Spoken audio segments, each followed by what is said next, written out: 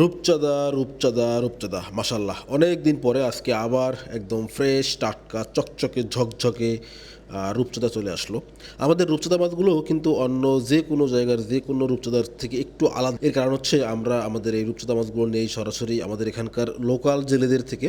আর local জেলেদের মাছগুলো হচ্ছে কোনো ধরনের কোলেস্টেরল বা কোনো ধরনের কেমিক্যাল মেশানো থাকে না এই মাছগুলোতে। এই মাছগুলো থাকে একদম 100% ফ্রেশ এবং চকচকে ঝকঝকে মাছ। যেমনটা বর্তমানে এই মাছগুলোর চেহারা দেখে আপনারা বুঝতেছেন, এই যে রূপচাঁদা মাছগুলো এগুলো হচ্ছে কেবলই আসলো, জেলেভেরা ধরে নিয়ে আসছে সমুদ্র থেকে এবং তাদের থেকে এনেই হচ্ছে মাছগুলো আমরা এখন বাছাই করতেছি এবং বাছাই করব। এখানে হচ্ছে ছোট, বড় এবং মিডিয়াম তিনটা সাইজ হবে।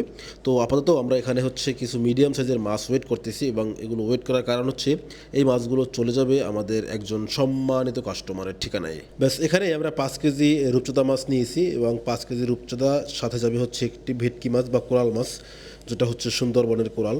তো রূপচাঁদা মাছগুলোকে হচ্ছে আমরা এইমাত্র বাছাই করে ওয়েট করে তুললাম এখানে এবং কোরাল মাছটা আগেই এখানে রাখা ছিল।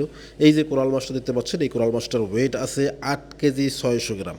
হ্যাঁ, 8 কেজি 600 গ্রাম ওজনের একটি কোরাল এবং 5 কেজি রূপচাঁদাই চলে যাবে এখন প্যাকিং হয়ে আমাদের একজন সম্মানিত কাস্টমারের ঠিকানায়। সো দর্শক, এখানে যে মাছগুলো দেখতে পাচ্ছেন মাছ কিন্তু সবই তাজা। এই যে কোরাল মাছটা এটা হচ্ছে আজকে সকালবেলা আসছে, রূপচাঁদা মাছগুলো আসছে হচ্ছে বিকালবেলা। সো এই দুইটা মাছ আমরা অ্যারেঞ্জ করে ফেললাম, এখন আমাদের সম্মানিত কাস্টমারকে সঠিকভাবে ডেলিভারি দেওয়ার পালা। তো যাই হোক, প্রথমে হচ্ছে আমরা এই কোরাল মাছটাকে একটু র্যাপিং করে নেব। র্যাপিং করে নেওয়ার কারণ হচ্ছে কোরাল মাছ যদি সরাসরি বরফে দেই তাহলে হচ্ছে কোরাল মাছটা আরও বেশি সাদা হয়ে যাবে, তখন আবার দেখতে ভালো লাগবে না। আর এর জন্য হচ্ছে একটু পলিথিনে ব্যবহার করা হলো। আর রূপচাঁদা মাছ তো হচ্ছে এমনিতেই সাদা মাছ, এর জন্য রূপচাঁদা মাছে আমরা কোনো ধরনের পলিথিন ব্যবহার করবো না আজকে, কারণ রূপচাঁদা মাছে পলিথিন ব্যবহার না করে যদি সরাসরি বরফে দিয়ে প্যাকেট করা যায় তাহলে হচ্ছে মাছটা একটু বেশি ভালো থাকে, বিশেষ করে ছোটো জাতের যে মাছগুলো রয়েছে যেমন রূপচাঁদা, দাঁতনে, এই টাইপের মাছগুলো। এবং বড় মাছগুলোর ক্ষেত্রে পলিথিন ব্যবহার করা লাগে। আসলে মাছ পেরিশেবল প্রোডাক্ট, এটা হচ্ছে এক একটা মাছ এক একভাবে এক এক স্টাইলে হচ্ছে প্যাকেজিং করতে হয়। সুতরাং মাছের কন্ডিশন অনুযায়ী আমরা হচ্ছে মাছগুলোর প্যাকেজিং করে থাকি, যাতে করে মাছগুলো আপনাদের কাছে একদম ফ্রেশ, টাটকা, তাজা এবং সুন্দর লুক্রেটিভভাবে পৌঁছায়। তো দর্শক, আপনারা যারা এই যে কোরাল মাছ এবং রূপচাঁদা মাছ দেখতে পাচ্ছেন, কে কোনটা পছন্দ করেন একটু কমেন্ট করে জানাই দিবেন।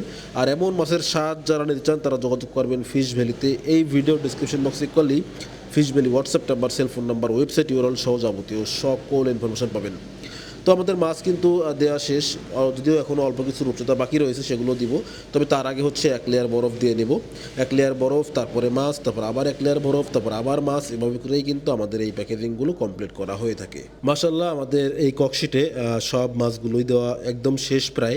এবার হচ্ছে জাস্ট বরফ দিয়ে আমরা প্যাকেজিংটা কমপ্লিট। তো দর্শক, এই যে রূপচাঁদা মাছগুলো দেখে কেমন লাগছে অবশ্যই কমেন্ট করে জানাবেন, অবশ্যই অবশ্যই। আর যাদের হচ্ছে রূপচাঁদা মাছ প্রয়োজন, যারা এতদিন রূপচাঁদা মাছ খুঁজছেন আমাদের কাছে বাট এমন তাজা ফ্রেশ রূপচাঁদা ছিল না বলে দিতে পারিনি, তারা কিন্তু এখন এই রূপচাঁদা মাছগুলো নিতে পারেন, যেহেতু আমাদের কাছে বর্তমানে এই মিডিয়াম সাইজের এবং বড় সাইজের রূপচাঁদাগুলো অ্যাভেলেবেল আছে।